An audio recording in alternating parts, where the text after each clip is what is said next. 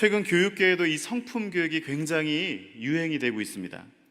지식 위주의 IQ만을 강조하던 그런 교육의 풍토 속에서 이제는 IQ보다 더 중요한 EQ, 창의성이 중요하고 지식만을 많이 갖고 있는 것이 중요하지 않다라는 깨달음 속에서 EQ를 강조하다가 이제 그 EQ에서부터 더 세분화되어져서 단순히 창의성만 강조하는 것으로는 되지 않는다.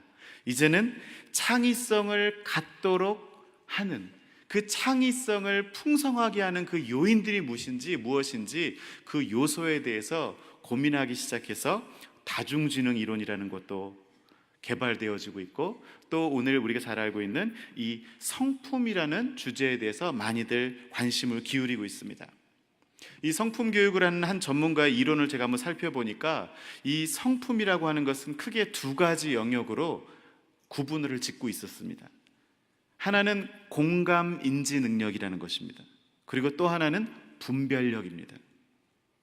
공감 인지 능력이라고 하는 것은 경청, 긍정, 기쁨, 배려, 감사, 그리고 순종이라는 성품이었고요. 또 이 분별력이라고 하는 큰 주제 속에서 나뉘어지는 성품은 인내, 책임감, 절제력, 창의성, 정직, 지혜 같은 것들이었습니다. 이 두 가지 성품은 큰 덕목은 가만히 살펴보면 큰 공동체의 일원으로 살아가기 위해서 우리 사람들이 가져야 될 성품들을 하나하나 이야기해 주고 있다는 것입니다. 지식을 가지고 똑똑한 사람이 되는 것을 목표로 갖는 성품들, 요소들이 아니라 공동체에 함께 어우러져서 살아가기 위해서 우리 모든 사람들에게 필요한 요소들이 무엇인지를 고민하고 그 요소들에 집중하다 보면 창의력이 생기고, 그 창의력은 IQ를 뛰어넘는 능력으로 함께 더불어 살아가는 사회에서 중요한 역할과 영향력을 행사한다라는 것이 이 새롭게 대두되고 있는 교육계의 관심인 것입니다. 어떻게 보면 교육의 목적도 똑똑한 사람을 길러내는 데에서 이제는 이 세상에서 함께 더불어 살아가는 사람으로서 영향력을 행사하고 선한 영향력을 줄 수 있는 것들에 고민을 하고 있다면, 우리 믿음의 공동체 안에 살아가고 있는 우리도 어떤 데 관심을 가져야 될지 고민하던 끝에 우리도 예수님이 갖고 계신 성품에 대해서 고민해야 진정한 영가족이 아니겠는가 라는 데까지 우리의 생각이 머무르게 되었습니다. 우리도 이제 평신도 훈련을 종강했습니다. 그리고 다락방 모임도 이제 방학에 들어갔습니다. 공동체적으로는 우리가 쉼의 시간을 갖지만 내 개인적으로는 이제 내가 이 영가족의 공동체 안에서 정말 선한 사람으로 살아가기 위해서 내가 내 스스로를 정비하고 돌아봐야 되는 것이 무엇인지 고민할 수 있는 시간이 바로 이 시간이 되었으면 좋겠습니다. 오늘 첫 번째 시간으로 예수님을 닮아가는 겸손이라는 제목으로 이 예수님의 성품에 대해서 우리가 묵상해 보고자 합니다. 먼저 겸손의 일반적인 의미에 대해서 말씀을 해보겠습니다. 먼저 겸손이라는 단어에 대한 사전적 의미를 찾아보니까요, 국어사전에는 남을 존중하고 자기를 내세우지 않는 태도라고 말하고 있습니다. 그리고 한자 사전을 찾아보니까요, 이 겸손이라는 글자는 남을 대할 때에 거만하지 않고 공손한 태도로 자기의 몸을 낮춤, 이렇게 표현하고 있습니다. 다 어떻게 보면 우리가 잘 알고 있는 의미들입니다. 그리고 기본적으로 우리가 이해하고 있는 이 겸손에 대한 일반적인 의미를 총칭해서 푼 글들을 찾아보니까 높은 자, 가진 자, 자격을 갖춘 자가 그렇지 못한 자들 앞에서 자신의 능력을, 또 자신의 권한을, 자신의 권리를 주장하지 않고 자신을 낮추는 행동, 그것을 겸손이라고 이해하고 있었습니다. 자, 그러면 우리가 일반적으로 알고 있는 겸손은 그렇게 자기를 낮추고 자기의 권리를 주장하지 않는 행동이라고 하는데, 성경에서는 이 겸손이라는 것을 어떻게 이해하고 있을까요? 성경은요, 결론적으로 말씀드리자면 성경에서 말하는 겸손의 의미는 하나님께 대한 복종, 순종입니다. 우리 다 함께 따라해 볼까요? 성경적 겸손이란 하나님께 대한 복종, 순종이다. 네. 이 겸손이라는 단어는 인간 중심적인 관점에서 보면 높은 자가 낮은 자를 향해서 갖는 어떤 자신을 비우는 태도라고 이해할 수 있지만, 성경에서 볼 때는 그것이 아니고요, 낮은 자가 절대적으로 높은 자를 향해서 갖는 당연한 태도라는 것입니다. 우리가 알고 있는 겸손의 의미와 이 성경이 말해주고 있는 겸손의 의미가 드러나는 행위로 볼 때는 무언가 다 낮은 자세고 자기 자신을 비우는 행동이니까 비슷할 거라고 생각하지만, 제가 오늘 이 말씀을 묵상하면서 우리가 알고 있는 겸손과 성경이 말하는 겸손의 근본적인 차이를 깨닫게 되었습니다. 피조물로서 창조주 하나님의 위엄 앞에서 마땅히 취해야 할 태도라고 말하고 있고, 피조물이 하나님의 은혜를 받아들이기 위해서 필수적인 조건이라고 성경은 지속적으로 말하고 있습니다. 구약시대에 나타나는 성경 인물들의 겸손을 한번 찾아보니까요, 이 겸손이라는 단어에 대해서 명시적으로 표현하고 있지는 않지만, 구약에 가만히 보니까 예배를 드릴 때, 제사를 드릴 때 여호와 하나님 앞에서 자신의 몸을 바싹 엎드리고 낮추는 행동을 통해서 이 겸손의 그 근원을 찾을 수 있었습니다.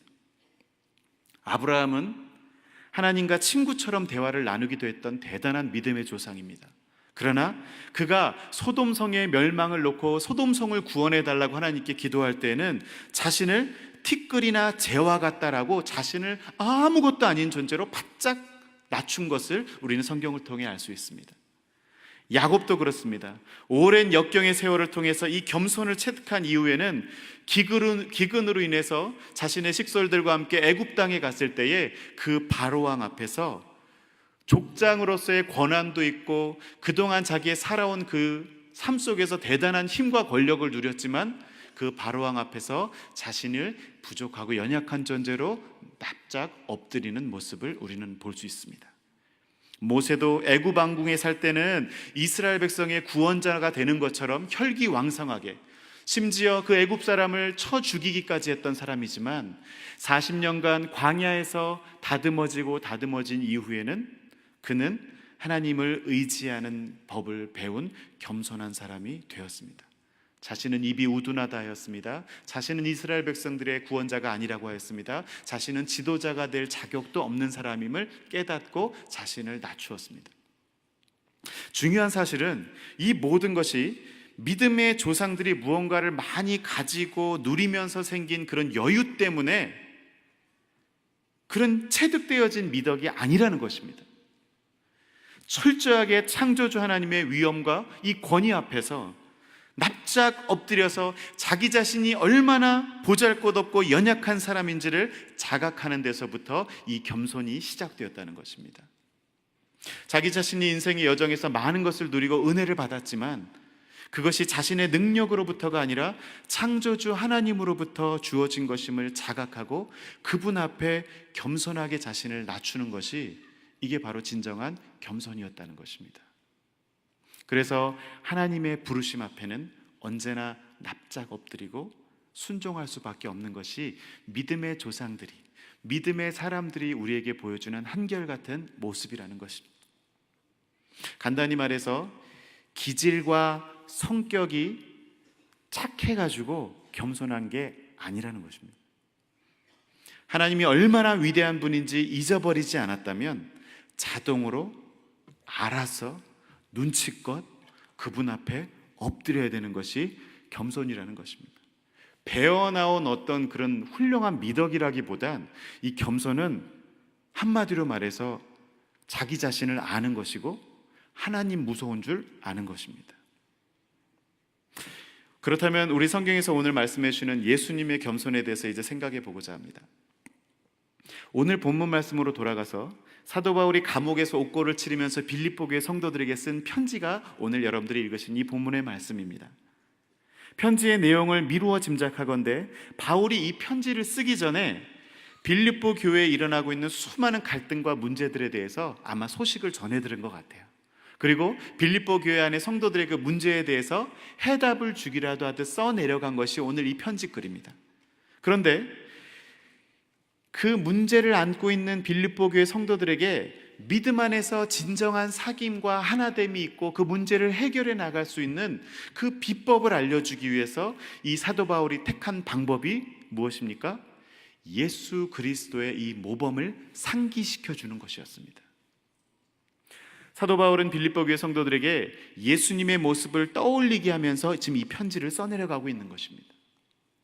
오늘 오전 말씀에 보니까요, 너희 안에 이 마음을 품으라 곧 그리스도 예수의 마음이니. 자, 이 말을 통해서 빌립보 교회 성도들에게 그리스도 예수의 마음을 본받으라고 말하고 있어요.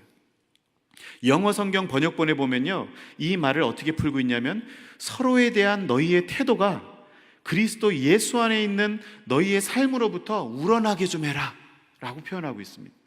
그러니까 지금 성도들과 성도의 삶 속에서의 관계에 무슨 문제를 지금 지적하고 있는 것입니다. 그리고 이어서 6절 8절에 뭐라고 하고 있습니까? 본받으라는 예수님의 마음이 무엇인지 구체적으로 설명해 주고 있는데 바로 겸손에 대한 이야기를 하고 있는 것입니다.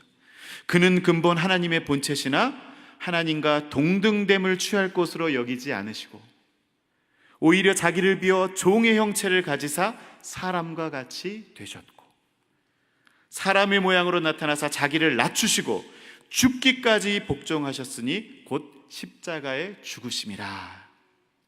왜 예수님의 이 성육신 사건을 빌립보 교회 성도들이 본받아야 될 모습이라고 또 본받아야 될 겸손이라고 지금 사도 바울이 말하고 있는 것일까요? 이 서두에 말씀드린 것처럼 성경이 말하고 있는 진정한 겸손은 하나님께 대한 뭐라고요? 순종과 복종이라고 했습니다. 예수님은 자신도 신성을 지닌 성자 하나님이셨습니다. 이해가 가십니까?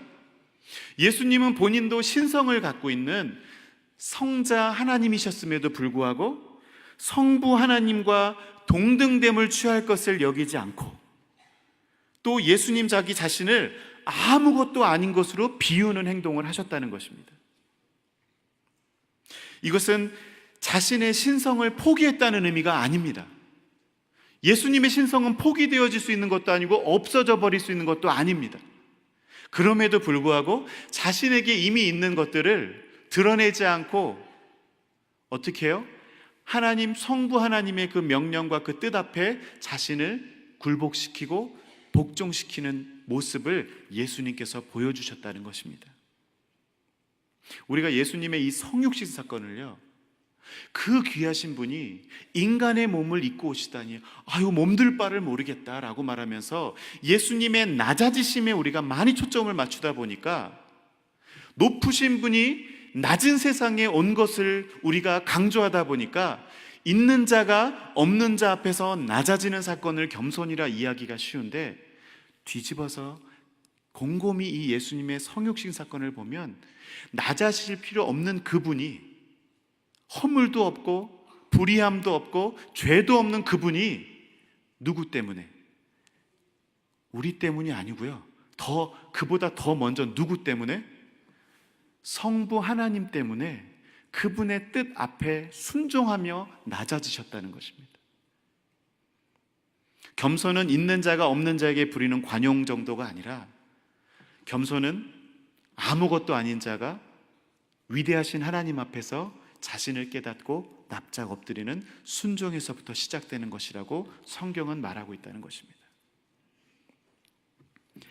오늘 이 말씀 속에서 세계적인 역사신학자 알리스터 맥그라스는 이렇게 표현합니다.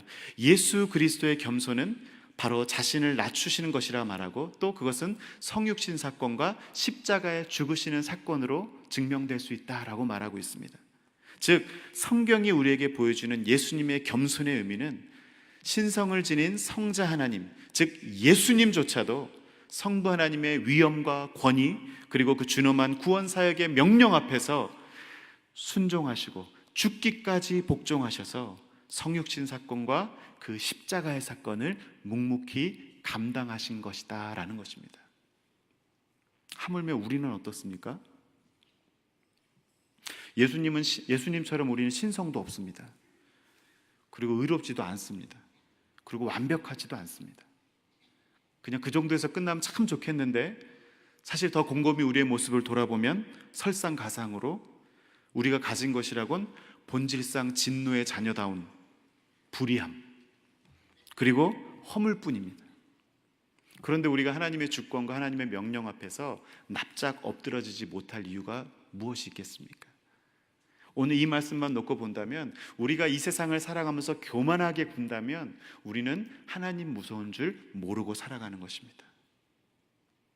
우리가 오늘 이 말씀을 깨닫고도 우리 삶 속에 겸손함이 묻어나지 않는다면 우리는 순간순간 우리의 삶의 여정 속에서 하나님을 떠올리지 않고 하나님을 기억하지 않는 자들이라는 증거입니다. 우리는 하나님 앞에서 낮아져야 될 존재임을 믿습니다. 우리는 하나님 앞에서 무조건 순종하고 겸손해야 될 존재라고 믿습니다. 우리가 이것을 기억하는 것이 하나님께서 우리에게 보여주신, 또 예수님을 통해 몸소 실천해 보여주신 겸손의 첫 출발이라는 사실입니다. 그런데 오늘 우리가 이 묵상하고 있는 주제가 바로 예수님의 겸손인데, 이 겸손은 하나님께 대한 순종이라고 하니까 참 안 따를 수도 없고, 또 따지지도 말고, 묻지도 말고 따지지도 말고 일단 그냥 따라야 될 것 같긴 한데, 우리가 이 겸손하라 라고 했을 때에 무언가 심정적으로는, 머리로는 이해가 가지만, 지금 아멘이라고 하셨지만 실제 우리의 삶 속에서는 왠지 이 겸손이 내 삶의 미덕으로, 내 삶의 성품으로 자리 잡기에는 마음속에 불편한 무언가가 있습니다. 우리만 그랬겠습니까? 이 사도 바울의 편지를 받았던 빌립보 교회 성도들도 똑같았을 것입니다. 왜?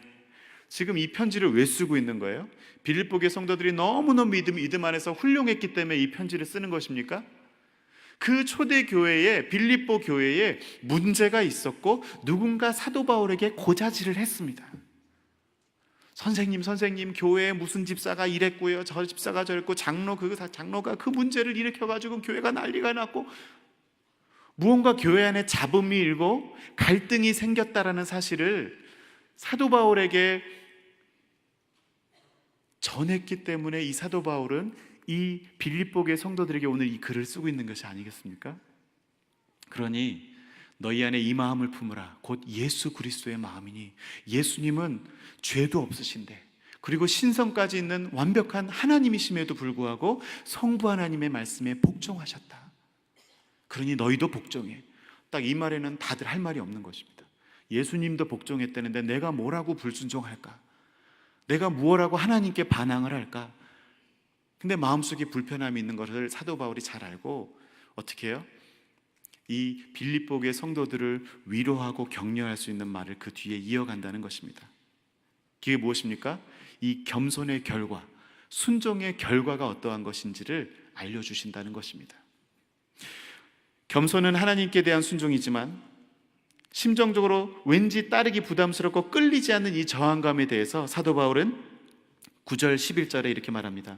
이러므로 하나님이 그를 지극히 높여 모든 이름 위에 뛰어난 이름을 주사 하늘에 있는 자들과 땅에 있는 자들과 땅 아래에 있는 자들로 모든 무릎을 예수의 이름에 꿇게 하시고 모든 입으로 예수 그리스도를 주라 시인하여 하나님 아버지께 영광을 돌리게 하셨느니라.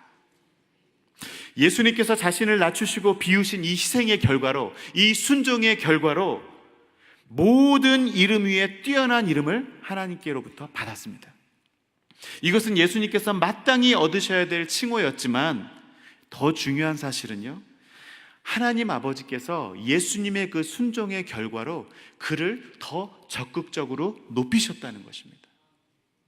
성부 하나님께 납작 엎드리는 것이 성부 하나님께 진리해지거나 그냥 땅에 엎드려져서 아무것도 아닌 것으로 끝나는 것이 아니라, 창조주 하나님 앞에 엎드리고 그분 앞에 순종하는 자의 삶은 결론은 그를 더 적극적으로 하나님께서 높여주시고 그분을 더 드러나게 하신다는 사실입니다.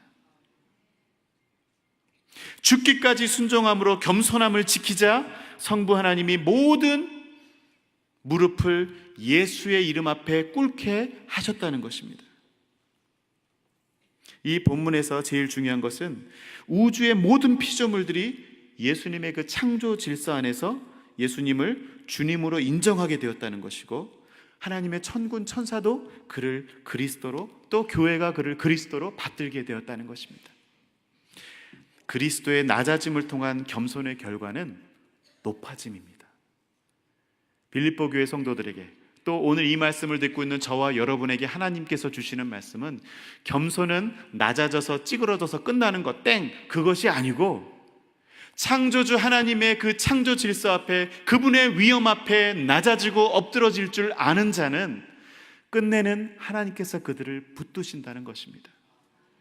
사랑하는 성도 여러분, 오늘 우리는 이 예수님의 성육식 사건을 통해서 이 낮아짐이 겸손이라는 것을 배웠는데, 우리는 어떻게 낮아져야 되겠습니까? 저도 고민해 보았습니다. 이 낮아짐, 우스갯소리 같지만 이 낮아짐 하면 제가 항상 떠올리는 사건이 한 가지가 있습니다. 제가 군대 시절에 유격훈련이라는 것을 받았습니다.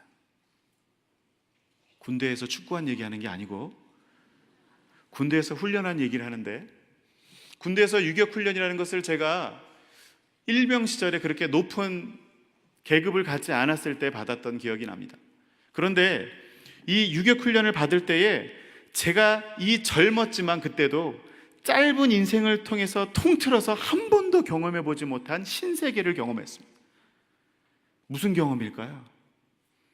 힘든 훈련? 조교들에게 무지막지한 욕을 먹은 거? 그런 것들은 짧지만 그 이전에도 경험했습니다. 거친 인생을 살았습니다.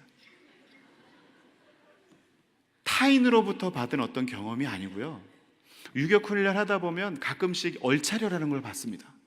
내가 꼭 못해서가 아니라 계속 정신 차리려고, 긴장하게 하려고 계속 기합을 주는데, 그 기합 중에 그냥 헬멧을 벗고 그냥 맨 머리를 땅바닥에 박고 엎드려 뻗쳐 하고 있는 것입니다. 그리고 두 손은 허리에 뒷짐을 지고 있는 것입니다. 제 모든 체중을 제 딱딱한 머리가 견뎌내는 것입니다.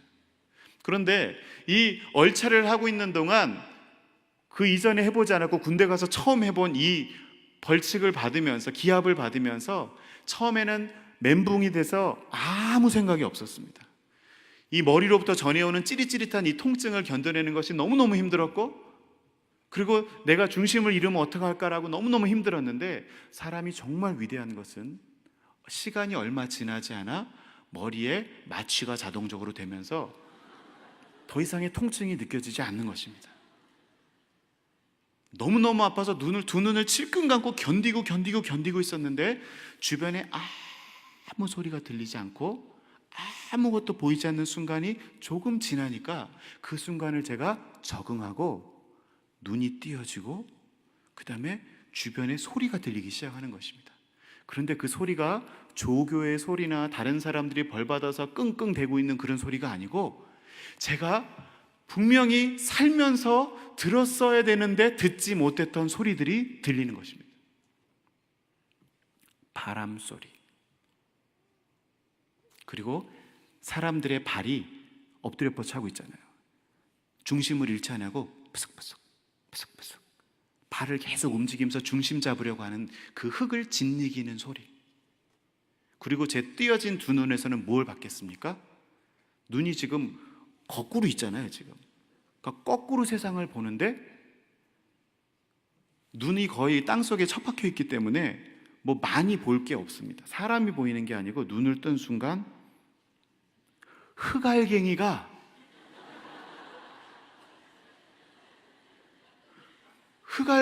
그렇게 크게 보인 적은 처음이었고요, 흑알갱이 사이로 지나가는 어마어마한 동물이 아니라 곤충이 보이기 시작하는데, 이것은 마치 무슨 어린이 애니메이션 보는 것처럼 동물의 세계를, 제가 곤충의 세계를 보고 흑알갱이 마이크로 렌즈로 보고 있는 것처럼 그 작은 세상들이 보이기 시작하는데, 아픈 것도 잊었고요, 주변에 끙끙대는 소리도 안 들리고요, 그냥 정말 신기한 자연의 세계를 보고 있더라는 것입니다. 우스갯소리 같지만 제가 멀쩡하게 두 발을 땅에 딛고 살아가면서 분주하게 살아갈 때는 절대 들을 일도 없고 볼 일도 없던 것들입니다. 늘상 보던 땅이었고 그 흑알갱이들 어디에나 있었겠지만, 제가 납작 엎드려져서 낮아져서 그 땅 속에 제 눈을 쳐박기 전까지는 절대 보이지 않던 것들이, 제가 낮아지고 나니까 비로소 들리고 보이더라는 것입니다. 그것은 제가 원한 겸손은 아니었지만 군대 상사와 조교들에게 복종하여 엎드렸더니 전혀 다른 세상을 경험했다는 것이죠. 우스갯소리 같지만 저는 여러분들에게 이 비유를 가지고 되묻고 싶습니다. 여러분들은 여러분의 삶에 대해서 얼마나 잘 분별하고 있다고 생각하십니까? 그리고 여러분들은 여러분의 인생에 대해서 얼마나 잘 알고 잘 자각하고 잘 인식하면서 살아가고 있다고 생각하십니까? 지금도 옆에 있는 사람의 그 감정을 공감하실 수 있으세요? 지금도 여러분들이 살아가면서 직면하는 많은 문제들에 대해서 정말 지혜롭게 분별하며 살아가고 있다고 자부하십니까? 사실은 내가 갖고 있던 기본적인 자세, 내가 살아가고 있는 기본적인 그 삶의 방법들을 잠시 내려놓기 전에는 절대 보이지 않는 것들이, 또 느낄 수 없는 것들이 내 의지를 내려놓고 내 생각들을 내려놓는 순간부터 들리고 보이는 것들이 적잖이 많다는 사실입니다. 우리가 잘났고 높은데도 불구하고 낮아지려고 애쓰는 게 아니고요, 원래 우리는 그렇게 잘난 게 없습니다. 그리고 그렇게 똑똑한 것도 아닙니다. 그리고 나는 언제나 부족함이 많은 존재라는 사실을 깨달을 때에 하나님께서는 우리를 가치 있게 높여주신다는 사실입니다. 전능하신 하나님 아버지께서 내 생각을 내려놓고 자세를 낮추면, 삶의 자세를 낮추면 스스로 교만함을 물리치게 되고 자신을 비워 죽기까지 순종하셨던 이 예수님의 겸손을 배우게 하실 거라는 것입니다. 말씀을 정리해 보겠습니다. 진정한 겸손의 결과는 창조 질서의 회복이라고 저는 생각합니다. 예수님께서 겸손히 순종하셨을 때, 하나님의 뜻에 복종하셨을 때에 성자 하나님으로서의 권위와 위엄이 회복되셨습니다. 우리 성도들에게는 하나님의 말씀과 이 공동체에 주신 사명들을 붙잡고 순종하고 복종할 때 나 자신을 낮추는 겸손함을 포기할 수 없게 됩니다. 사명을 붙들면 겸손할 수밖에 없습니다. 사명을 버리면 교만한 인생을 살 수밖에 없다는 것입니다. 우리가 공동체의 유익을 먼저 구하고 먼저 하나님의 나라와 그 의를 구하면 우리는 겸손한 삶을 살게 되고, 내가 겸손히 하나님 앞에 엎드러지고 하나님의 권위와 위엄을 인정하게 될 때에 우리의 삶에 필요한 모든 것들, 내 삶에 일어나고 있는 모든 갈등과 문제들은 누가 책임지세요? 하나님께서 책임져 주신다는 것입니다.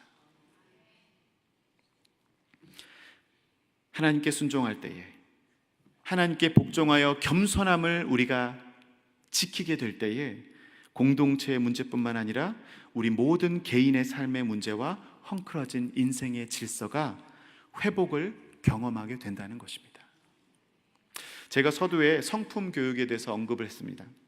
이 성품 교육 전문가가 말하기를요, 이 기질이라고 하는 것은 우울질, 담즙질, 이런 것들이요, 이 기질이라고 하는 것은 부모로부터 타고나는 유전적인 것이라고 표현합니다. 그리고 성격이라고 하는 것은 각자의 이 기질이 겉으로 드러나는 양상을 말합니다. 우울질이어도 내성적인 성격으로 드러나기도 하고, 그렇죠? 소심한 성격으로도 드러나겠죠. 그러니까 기질이라고 하는 것은 유전적인 요인이요, 성격이라고 하는 것은 내 기질이 밖으로 드러나는 양상을 말합니다. 그런데 이 성품이라고 하는 것, 성품은 이 전문가가 스스로 정의를 내렸는데, 기질과 이 성격 위에 좋은 가치와 경험들을 훈련시켜서 품위 있게 변화시켜 놓은 것이라고 말하고 있습니다. 그러니까 성품은 왠지 나쁜 의미가 아니잖아요. 성질은 기질과 성격을 합쳐놓은 거예요. 성질하고는, 이거는 어쨌든 다듬어지지 않고 뭔가 훈련되지 않은 날 것 그 자체를 말합니다. 그러나 성품은 기질과 성격 위에 뭐라고요?